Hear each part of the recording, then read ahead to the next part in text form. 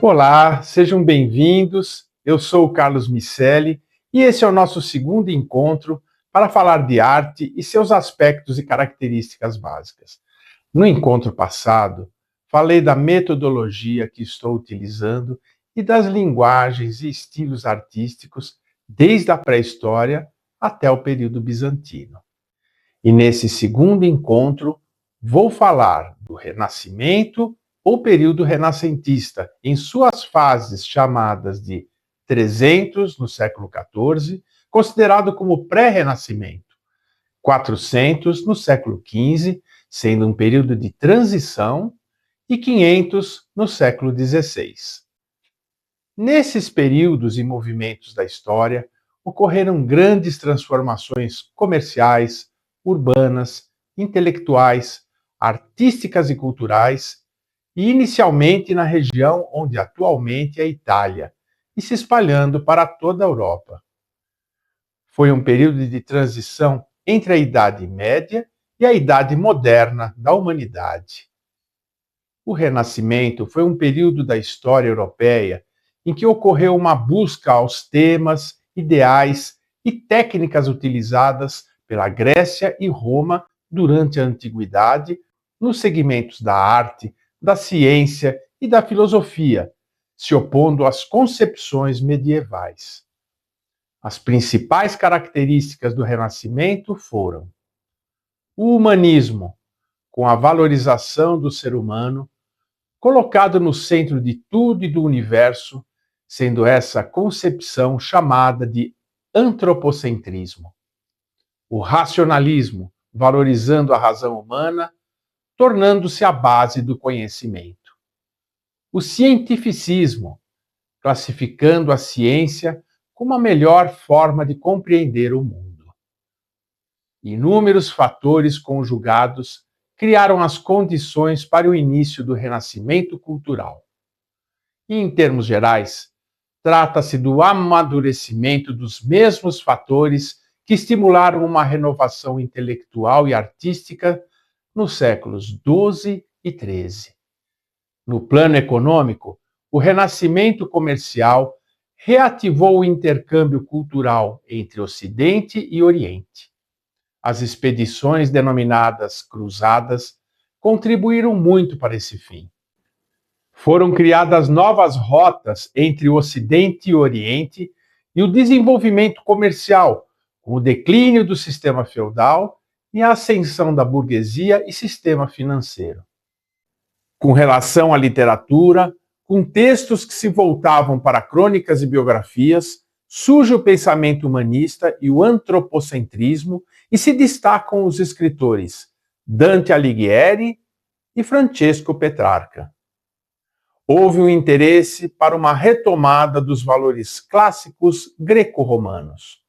Os artistas dessa época buscavam expressar em suas obras as reações humanas, o humanismo e o naturalismo. Iniciamos o nosso enfoque para as artes, falando do período chamado 300, no século XIV, também chamado de período pré-renascentista. Nesse período, as obras são em geral ainda com referências às artes bizantina e gótica, mas já trazendo em suas composições avanços para então chegar ao Renascimento, pois todas essas mudanças foram ocorrendo paulatinamente. O pintor Cimabue, que viveu entre 1240 e 1302, introduziu a ideia de tratar imagens e seus afrescos como indivíduos da vida real. Ele descobre o talento de Giotto di Bondone através de seus desenhos e que passa a ser seu discípulo em Florença. Essa é a imagem da obra de Cimabue, Flagelação de Cristo. Demonstra isso, pois as vestimentas e o ambiente parecem com a cena da época medieval.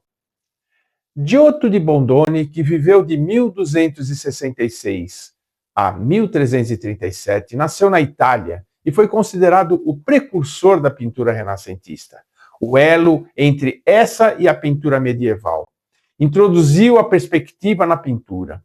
A característica principal do seu trabalho é a identificação da figura de santos com os seres humanos de aparência comum e o uso de técnica que dava a sensação de profundidade e tridimensionalidade nas obras, criando 3 planos para a pintura de seus afrescos.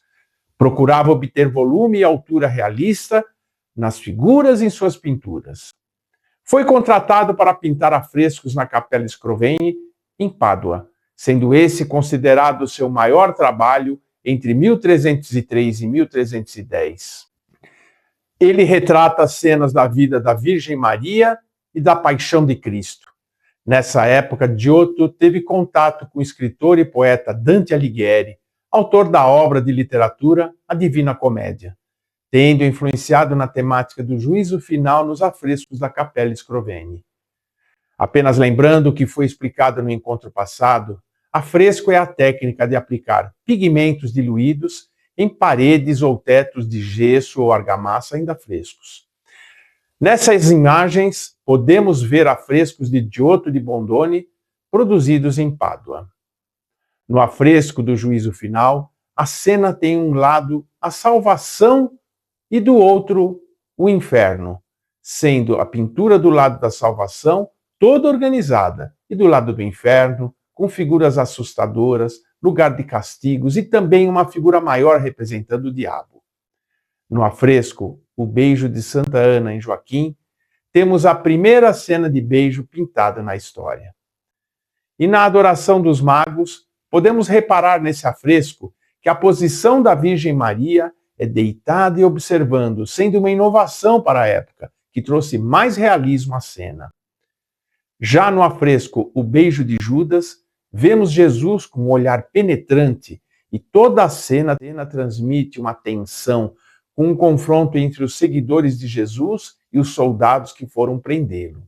No afresco A Crucificação de Cristo, podemos observar as expressões e emoções das pessoas e também a reação dos anjos.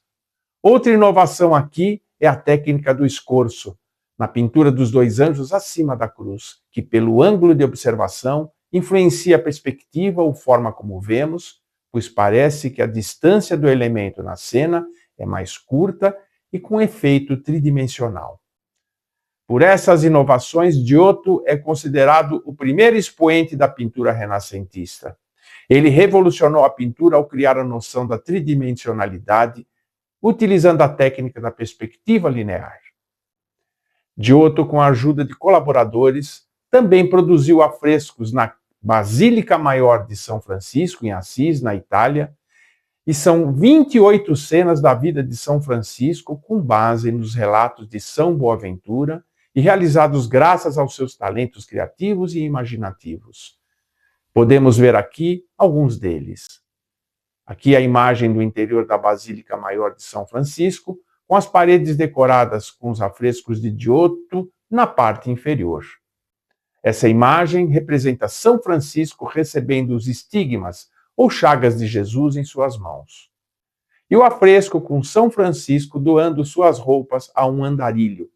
Podemos nessa cena notar na parte de cima as edificações representando a cidade de Assis, já trazendo realismo para a pintura, sendo essa uma das inovações que abriram caminho para a arte do Renascimento. Outro pintor foi Simone Martini, que viveu entre 1284 e 1344. Nascido em Siena, na Itália, foi uma das maiores figuras do 300 e grande mestre da escola sienesa.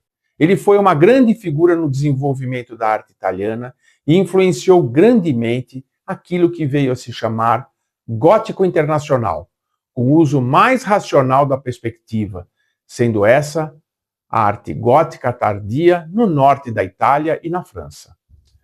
Nessa imagem do afresco Cristo carregando a cruz, de Simone Martini, já é possível perceber a terceira dimensão na perspectiva da cena e expressões mais humanas com figuras menos rígidas. Lippo di Meme, que viveu entre 1291 e 1356, foi um outro pintor italiano de Siena e seguidor de Simone Martini, que era seu cunhado. Meme, junto com Martini, em 1333, pintaram uma das obras-primas do gótico, a Anunciação, um retábulo para a Catedral de Siena. Retábulo é um painel pintado geralmente de madeira, que fica atrás de um altar. Outra obra de Lippo Memmi que podemos observar é a Madonna della Misericórdia, uma pintura à têmpera sobre madeira. Agora vamos passar para o período chamado 400, que representa os anos de 1400.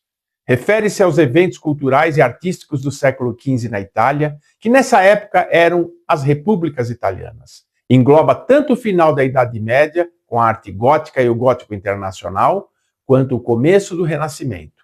E como já dissemos, caracteriza-se como um período de transição. Os artistas voltaram-se mais às formas clássicas gregas e romanas em busca da beleza e perfeição. Outros países europeus começam a aderir ao movimento, produzindo as obras que se aproximam do Renascimento italiano. O desenvolvimento da imprensa pelo alemão Gutenberg e a circulação de artistas e obras contribuíram para que esse movimento e suas expressões ocorressem também na Inglaterra, França, Alemanha, Países Baixos e Península Ibérica. Vamos então destacar alguns artistas desse período. Jacopo Bellini foi pintor e um dos fundadores do estilo renascentista de pintura em Veneza e no norte da Itália. Seus filhos, Gentili e Giovanni Bellini, e seu genro, Andrea Mantegna, também foram importantes pintores. Nessa imagem, o retábulo Anunciação de Giacomo Bellini. Filippo Brunelleschi, com suas importantes obras arquitetônicas, desenvolveu técnicas matemáticas para a aplicação da perspectiva e ponto de fuga. Em 1419, Brunelleschi vence o concurso de arquitetura para a construção da tão esperada cúpula da igreja de Santa Maria del Fiore, em Florença, na Itália, que já estava concluída desde 1380 e que até então não havia solução para cobrir um diâmetro interno de 45 metros, como podemos ver nesta imagem. No norte da Europa, na região chamada de Flandres, onde hoje é a Bélgica, a arte renascentista ficou conhecida como pintura flamenga. Nessa época, essa região tinha uma burguesia mercantil rica que financiou os artistas locais. Os irmãos e pintores Hubert van Eyck e Jan van Eyck tiveram grande notoriedade com a produção de suas obras. Nessa imagem, podemos ver a obra de Hubert van Eyck, Cristo na Cruz com a Virgem Maria e São João, sendo considerada uma das mais importantes da época e uma das mais comoventes representações da crucificação de Cristo. Seu irmão, Jan van Eyck, teve um papel muito importante no mundo da pintura, pois desenvolveu a técnica de pintura a óleo, através da mistura de pigmentos de cores com óleo de linhaça, oferecendo mais possibilidades aos artistas para a aplicação de sombras, contornos e permitindo a mistura das cores, resultando em diversas tonalidades e com secagem mais lenta. Sua obra mais significativa é o Casal Arnolfini. Trata-se de uma cena com muitos significados subliminares e intrigantes. O casal, com as mãos unidas simbolizando união, o candelabro acima com uma única vela acesa representando o olho de Deus, os sapatos do marido virados para fora da casa e o da esposa para dentro. A presença de um cachorro representando a fidelidade. Aqui, nesta imagem, temos o detalhe do espelho pintado ao fundo com o reflexo do casal de costas e de outras pessoas na cena, sendo uma delas o próprio Van Eyck testemunhando o casamento.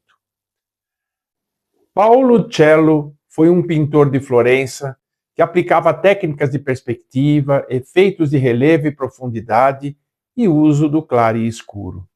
Aqui nessa imagem a obra Dois Anjos e Dois Demônios de Uccello.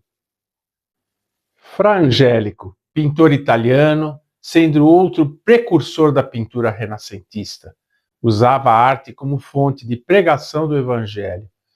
Pintou miniaturas, altares de igrejas e afrescos e também iluminuras, que são pinturas decorativas que acompanham os textos aplicados nas letras dos capítulos dos pergaminhos e livros.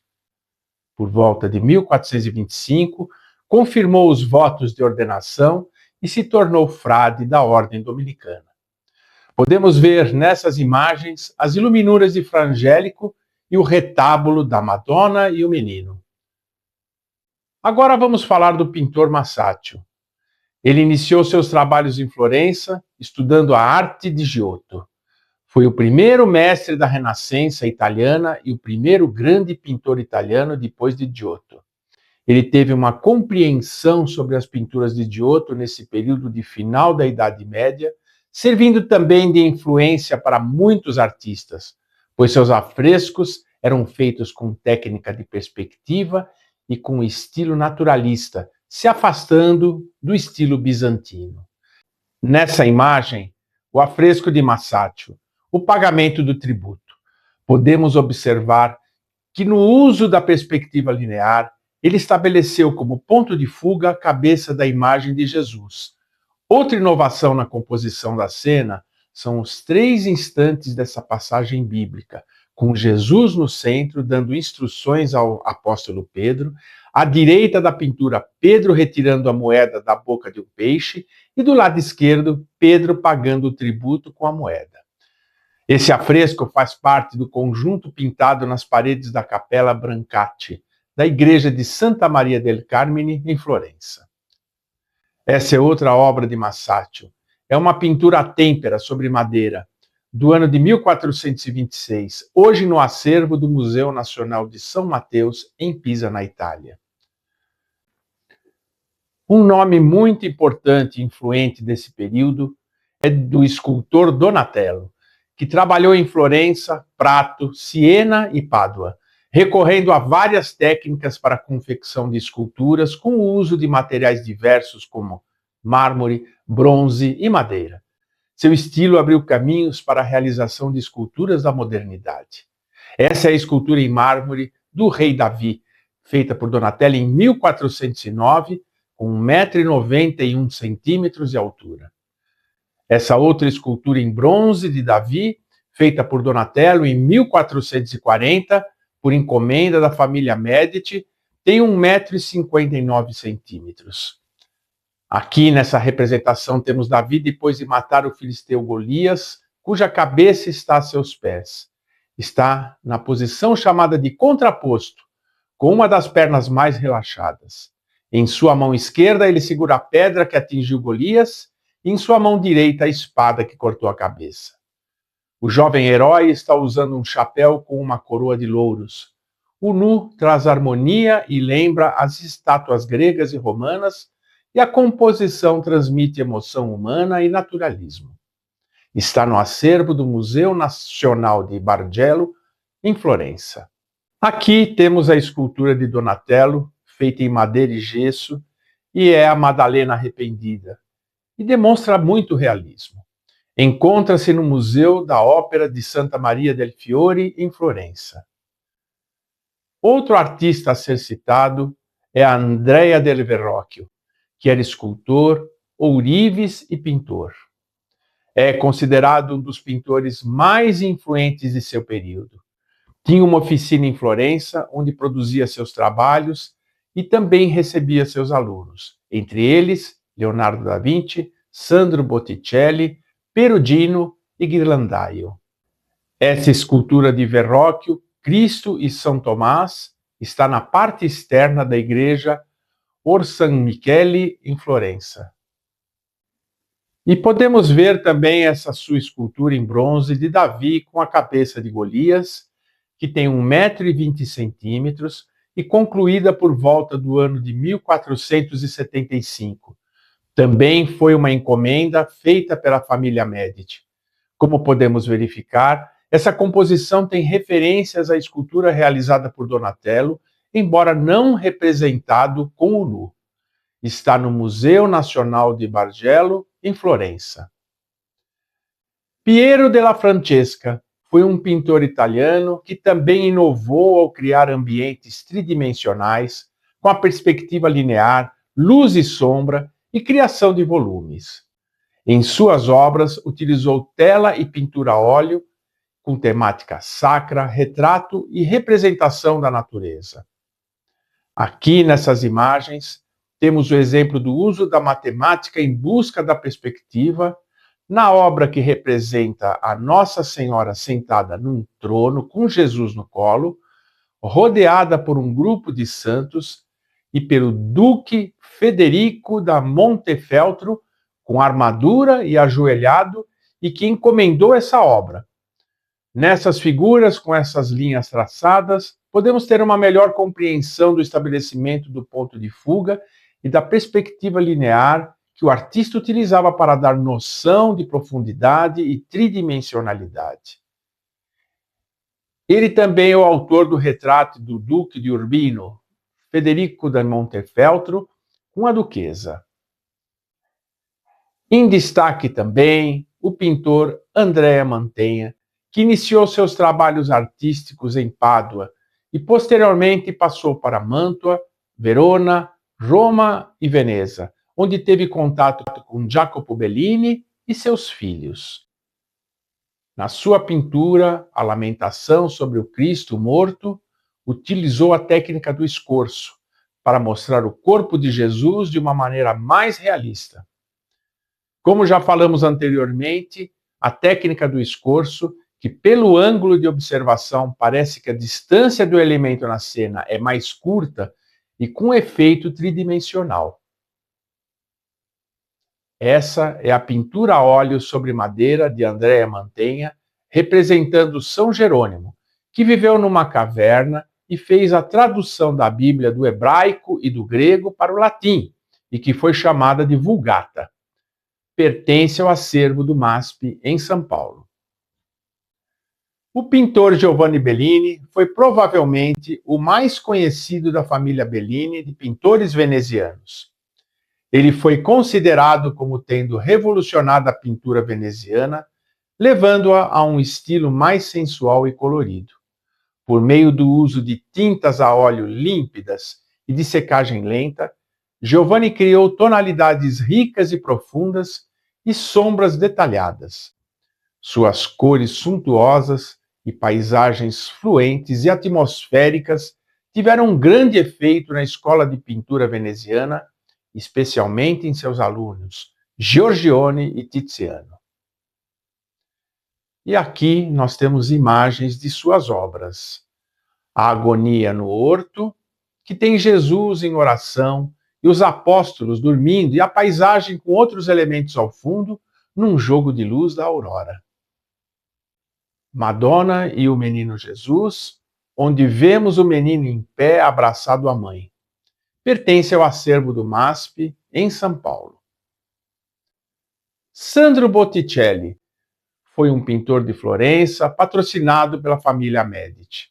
Ele executou magníficas obras de pintura com temática religiosa, mitológica e sensualidade. Em suas obras, aplicava pinceladas e cores suaves, passando sensação de movimento e leveza.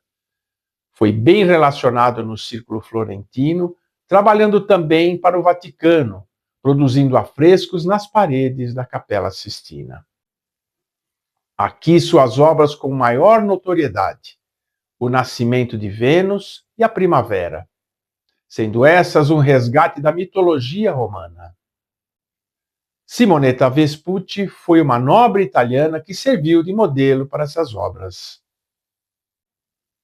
Aqui, na obra Adoração dos Magos, um tema bíblico ambientado em um mundo greco-romano por encomenda de um aristocrata. O próprio pintor Botticelli está representado no grupo da direita, envolto por um manto de cor dourada, observando o espectador.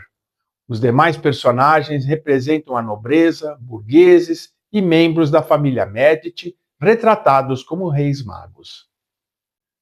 Essa imagem recortada da obra Adoração dos Magos, podemos ver com mais detalhe a pintura do rosto de Sandro Botticelli. Voltando a falar da região de Flandres, com o pintor Hieronymus Bosch, que foi um artista à frente de seu tempo, retratando realidades ora fantásticas, ora religiosas, investindo em um trabalho profundamente detalhado. Os personagens que se destacavam nas telas de Bosch eram criaturas híbridas, monstros, figuras religiosas, animais, homens comuns em cenas improváveis. Suas criações provocadoras e inusitadas serviram de influência para os artistas surrealistas em séculos adiante. Nessa imagem temos o Jardim das Delícias Terrenas, Óleo sobre Madeira, que é um tríptico de Hieronymus Bosch, que descreve a história do mundo a partir da criação, apresentando o paraíso terrestre e o inferno nas asas laterais. Ao centro, celebra os prazeres da carne, com participantes desinibidos, sem sentimento de culpa. Essa obra está no Museu do Prado, em Madrid, na Espanha. Nessa apresentação, por alguns momentos, falamos sobre as encomendas e apoio por parte das famílias, da igreja e governantes. São os mecenas, que no período renascentista patrocinavam e dedicavam apoio financeiro à literatura, produção teatral, ciências, esculturas e pinturas. Destacam-se entre eles a família Sforza, de Milão, os Medici em Florença, os papas Júlio II e Leão X e alguns reis, como Francisco I da França. Esse apoio propiciou uma expansão da produção artística e dava prestígio aos apoiadores. A palavra mecenas tem sua origem na Roma Antiga, no século I a.C. Caio Mecenas foi um conselheiro do imperador romano Otávio Augusto. Caio Mecenas patrocinou a produção de vários artistas e poetas nesta época. Vamos falar a seguir sobre o período chamado 500, significando os anos de 1500 no século XVI. Nessa fase, ocorreram grandes produções artísticas e os artistas já começam a se diferenciar dos temas religiosos e assim notamos a mescla com os temas profanos nas obras. Se aperfeiçoam em técnicas de perspectiva e estudos de anatomia. Valorizam o humanismo e os ideais clássicos greco-romanos. Nessa época, o estilo renascentista é considerado como a alta renascença e se consolida em diversas partes do continente europeu, em Portugal, Espanha, França e Alemanha. Nesse período, falaremos de alguns artistas mais significativos e suas obras. Mas temos que destacar a tríade do Renascimento, formada pelos artistas Leonardo da Vinci, Michelangelo Buonarroti e Rafael Sanzio. Começando com Leonardo da Vinci, que viveu entre os anos de 1452 e 1519. Foi pintor, escultor, inventor e cientista e realizou estudos de anatomia, sendo considerado um gênio com múltiplos talentos. Nasceu em Anciano, um vilarejo da comunidade da Vinci, província de Florença, na Itália. Ainda criança, revelou a vocação para o desenho e a pintura. Com 16 anos, foi levado para Florença para trabalhar como aprendiz no ateliê do pintor e escultor florentino Andrea del Verrocchio. Essas são imagens de Leonardo, uma pintura e um desenho. E essa é a pintura de Leonardo que obteve maior notoriedade, a Mona Lisa, ou La Gioconda, com seu sorriso enigmático.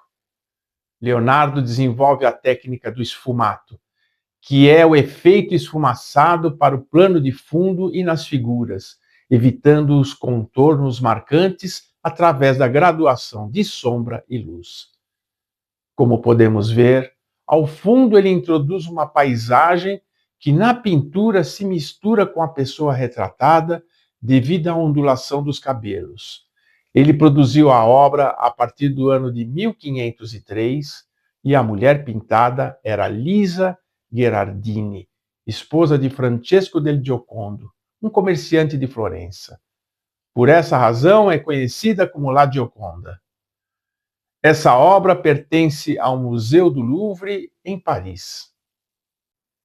Nessa imagem, temos a pintura a Virgem das Rochas.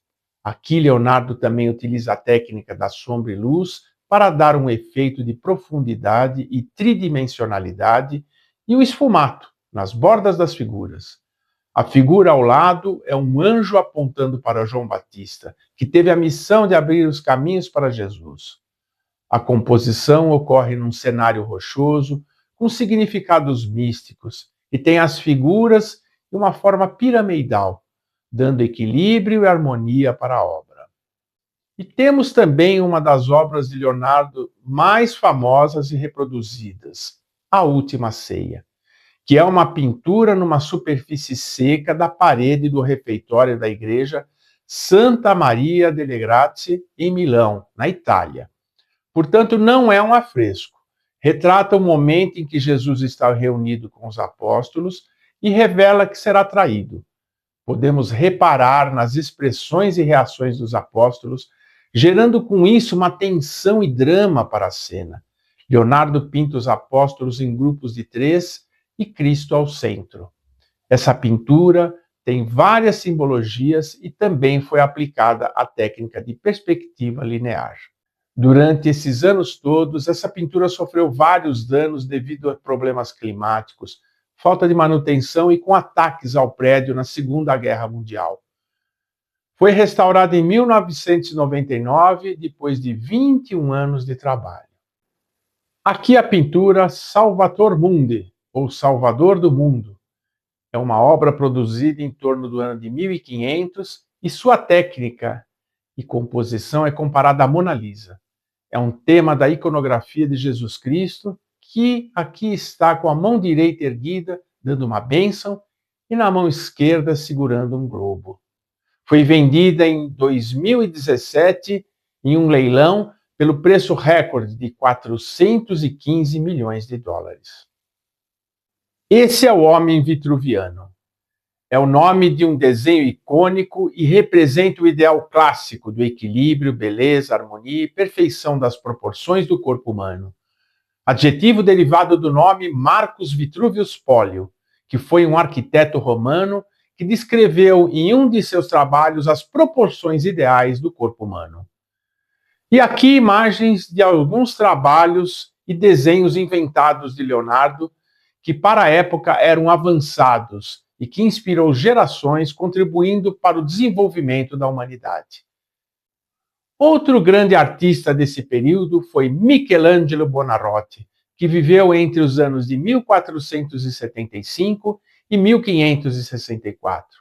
Foi escultor, pintor de afrescos e arquiteto. Nasceu em Caprese, uma comunidade italiana da região da Toscana, província de Arezzo. Ainda jovem, iniciou-se como aprendiz de Domenico Ghirlandaio em Florença e seu talento logo foi reconhecido. Ele desenvolveu seu trabalho artístico por mais de 70 anos entre Florença e Roma, onde viveram seus grandes mecenas da família Medici de Florença e os papas da igreja, para quem realizou várias obras. Em Roma, deixou a maior parte de suas obras mais representativas. Foi influenciado pela cultura clássica e era chamado de o Divino. A escultura de Davi em mármore de Carrara, produzida entre 1501 a 1504, é uma obra que expressa força, coragem, heroísmo e ideais humanistas. Ela foi esculpida em um bloco de mármore que outro artista já tinha manipulado, mas abandonado. Representa Davi com seu corpo nu, com inspiração às esculturas gregas antes de matar o filisteu Golias. A perfeição nos detalhes do corpo e também o uso da técnica do contraposto, que deixa uma das pernas mais relaxada e o peso do corpo apoiado na outra perna, dando equilíbrio e noção de movimento para a obra, tornando-a magnífica. Podemos notar que na sua mão esquerda e junto ao ombro, ele está com a funda, que é uma atiradeira, e na mão direita carrega a pedra que irá acertar seu oponente e o ferir de morte. O resultado agradou tanto que na época foi colocada na frente do Palazzo Vecchio, sede do governo de Florença. Atualmente está na Galeria de Belas Artes de Florença. Nessa imagem, temos outra escultura em mármore feita por Michelangelo, Moisés. Ele recebeu a encomenda para fazer a tumba do Papa Júlio II, mas acabou sendo a única escultura feita para esse projeto entre 1513 e 1515. Essa escultura tem Moisés com as tábuas das leis embaixo do braço direito e com duas protuberâncias na cabeça, que pode ser interpretado como raios de luz divina. A feição de seu rosto tem um ar de reprovação, como no momento que vê o povo sendo infiel a Deus, e também no momento de reflexão sobre a missão que tem pela frente. Atualmente, essa escultura está na igreja de São Pedro Acorrentado, em Roma. Pietà, que em italiano quer dizer piedade, é uma escultura em mármore de Michelangelo de 1499. É uma representação da Virgem Maria segurando o corpo de Jesus morto após a crucificação. Passa toda uma emoção pelo sacrifício de Jesus e a dor de sua mãe, que nessa cena está com o rosto sereno, representando sua esperança e santidade. Michelangelo assinou seu nome numa faixa que passa pelo corpo da Virgem Maria, pois na época duvidaram de sua autoria. Foi uma encomenda do cardeal francês Jean Billeres. Outra encomenda feita pelo Papa Júlio II a Michelangelo e que se tornou um magnífico conjunto artístico foram os afrescos no teto e na parede do altar da Capela Sistina no Vaticano, produzidos entre 1508 a 1511. A princípio, Michelangelo relutou em aceitar esse projeto, pois já estava muito ocupado em fazer os trabalhos para o túmulo do Papa e também porque não se considerava como um bom pintor, e sim escultor. O tema dessas pinturas é a busca da humanidade pela salvação, a criação de Adão e Eva e o poder de Deus. Essa é uma visão geral. E a imagem da parede do altar com o afresco O Juízo Final. Esse é o teto da capela com afrescos das cenas descritas no livro do Gênesis. No detalhe de um dos painéis na parte central do teto, a criação de Adão.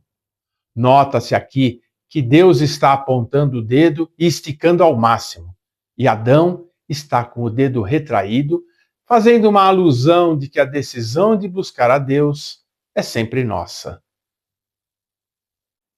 Vamos falar agora sobre as obras de engenharia e arquitetura desta época.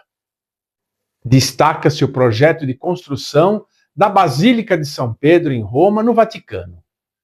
Em 1546, após a morte de Antônio de Sangallo, o arquiteto escolhido foi Michelangelo Buonarroti, que deu a forma final ao projeto iniciado por Donato Bramante. Michelangelo reforçou a estrutura porque o foco do seu projeto era a construção de uma imponente cúpula sobre um grande tambor, aumentando consideravelmente a imagem da basílica em comparação à proposta original de Bramante. A sua construção foi concluída 24 anos depois de sua morte por Domingo Fontana e Giacomo della Porta. Podemos ver aqui uma imagem recente da Basílica de São Pedro. E a cúpula, ou domo, vista da parte interna.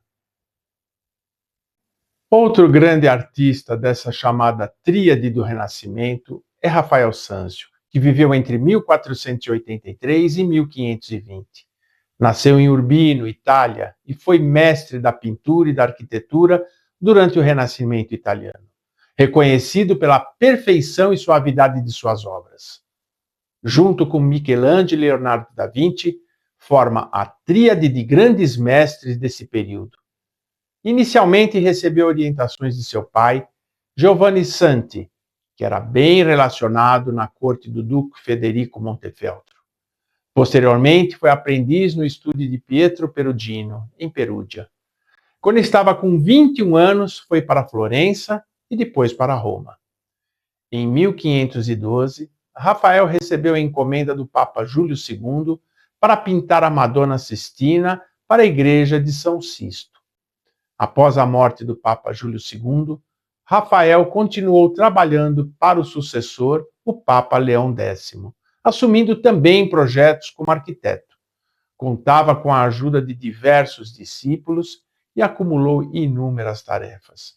Pintou retratos, altares, cartões para tapeçarias, cenários teatrais e projetos arquitetônicos de igrejas, como a de Santo Elígio dos Ouríveis, em Roma. Pintou afrescos com auxílio de seus discípulos em 5 salas do Palácio Apostólico, onde hoje também é o Museu do Vaticano, e projetos de tapeçaria para a Capela Sistina. Morreu prematuramente e no auge de sua carreira, com 37 anos, em 1520, no mesmo dia em que nascera. Conforme sua vontade, foi enterrado no Panteão de Roma. Essa obra é a Ressurreição de Cristo, uma pintura a óleo sobre madeira que pertence ao acervo do MASP, em São Paulo. Sua obra de grande notoriedade e reconhecimento artístico é o afresco A Escola de Atenas, pintado na Sala da Assinatura no Palácio Apostólico do Vaticano em 1509. Trata-se de um grupo de filósofos de várias épocas históricas ao redor de Aristóteles e Platão, pintados no centro da cena. Rafael também inclui sua própria imagem, pintada na parte baixa à esquerda ao lado da coluna. Alguns nomes retratados aqui são o de Pitágoras, Sócrates, Euclides, Heráclito, entre outros. Nessa composição, Rafael utilizou a técnica da perspectiva linear, com o ponto de fuga ou linhas de fuga passando entre as cabeças de Platão e Aristóteles, dando profundidade à obra. Essas são tapeçarias idealizadas por Rafael com temas do livro da Bíblia dos Atos dos Apóstolos, na parte de baixo das paredes da Capela Sistina, feitas em Bruxelas, no ateliê do tecelão Pieter van Aust, sobre os desenhos do pintor. Outra obra de Rafael que podemos observar é a Transfiguração, que é uma criação com base em passagens bíblicas do Novo Testamento. Na parte superior, aparece Jesus elevando-se sobre o cume do Monte Tabor, junto a Moisés e o profeta Elias, na presença dos apóstolos Pedro, Tiago e João. A parte inferior representa o milagre de cura do menino possuído pelo demônio. Essa é a obra La Fornarina, que era a filha do padeiro e amor da vida de Rafael. Essa outra pintura é da jovem com véu, tendo Margarita Lutti sendo retratada. Na região de Veneza, outros artistas se destacaram a partir desse período, e um dos mais importantes foi Tiziano, que viveu entre 1488 e 1576. Foi um importante pintor italiano do século XV. É considerado um dos maiores representantes da Escola de Veneza do Renascimento italiano. Trabalhou com Giovanni Bellini. Em 1533, foi nomeado pintor da corte de Carlos V em Bolonha e recebeu um título de conde paladino e cavaleiro da Espora Dourada. Em 1551, fixou-se em Veneza e entre 1554 e 1562 esteve a serviço de Filipe II, rei da Espanha, para quem fez retratos e uma série de quadros com temas mitológicos. Sua pintura, o Cardeal Cristóforo Madruso, que foi um participante do Concílio de Trento, é uma obra que está no acervo do MASP, em São Paulo. Essa é sua pintura de Carlos V com o cão. Essa é a obra Vênus e Adonis. E também a pintura Vênus e o Cupido. No final do período chamado 500, no século XVI, houve um enfraquecimento do movimento renascentista, principalmente na Itália, Isso ocorreu devido às grandes descobertas marítimas e do movimento da Contra-Reforma promovida pela Igreja Católica, influenciando a produção artística. Outros movimentos surgem, o maneirismo, o barroco e o rococó, que serão temas para o nosso próximo encontro.